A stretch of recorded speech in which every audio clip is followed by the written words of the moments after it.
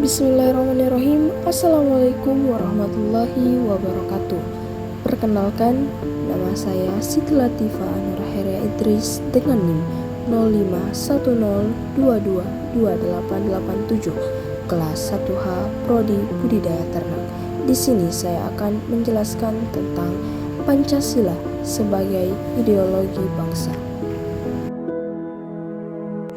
Ideologi merupakan hasil pemikiran yang isinya mencakup nilai-nilai tertentu demi mencapai sebuah tujuan tertentu yang ingin dicapai.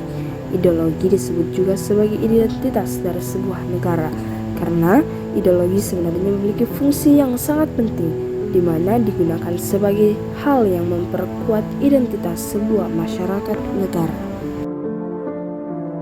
Pancasila sebagai ideologi negara berarti Pancasila dijadikan sebagai pedoman oleh masyarakat Indonesia dalam menjalankan kehidupannya.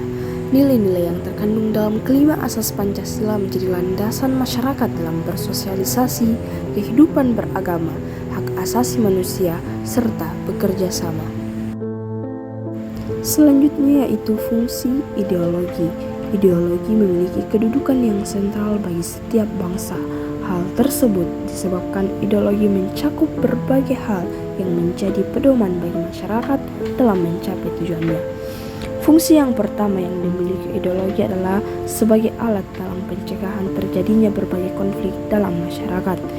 Fungsi kedua yaitu sebagai pemersatu bangsa, karena pada dasarnya tiap bangsa di dunia ini memiliki keberagaman suku, bahasa, adat, budaya, serta agama. Kedudukan Pancasila di dalam kehidupan bernegara. Pancasila sendiri memiliki beberapa kedudukan. Yang pertama, sebagai jiwa bangsa Indonesia, sebagai ciri dari pribadi bangsa Indonesia, sebagai pedoman hidup bangsa Indonesia, sebagai dasar negara, sebagai sumber dari segala hukum, sebagai perjanjian yang luhur ketika negara Indonesia didirikan, dan sebagai tujuan atau cita-cita bangsa. Kedudukan ini jelas menyatakan bahwa Pancasila merupakan pedoman bagi masyarakat Indonesia dalam menjalankan aktivitas kehidupan bernegara. Oleh sebab itu, dapat dikatakan bahwa Pancasila adalah petunjuk dalam kehidupan bernegara bagi masyarakat Indonesia. Layaknya arah yang tidak pasti dari kapal tanpa kompas, demikian juga negara akan tanpa arah bila tidak ada Pancasila. Selanjutnya yaitu peran Pancasila sebagai ideologi bangsa. Peran Pancasila yang pertama memberi bimbingan kepada masyarakat Indonesia dalam menentukan sikap dan tingkah lakunya. Dengan Pancasila sebagai ideologi bangsa juga berperan dalam pembentukan Undang-Undang Dasar Negara 1945. Selain itu, Pancasila juga berperan sebagai pedoman dalam pembuatan undang-undang, baik itu pada tingkat daerah ataupun tingkat nasional. Pancasila juga digunakan agar bangsa Indonesia memiliki akar maupun dasar yang kuat, serta memiliki identitas yang jelas dan menjadi ciri khas yang membedakannya dengan bangsa lainnya. Selanjutnya yaitu makna Pancasila sebagai ideologi bangsa.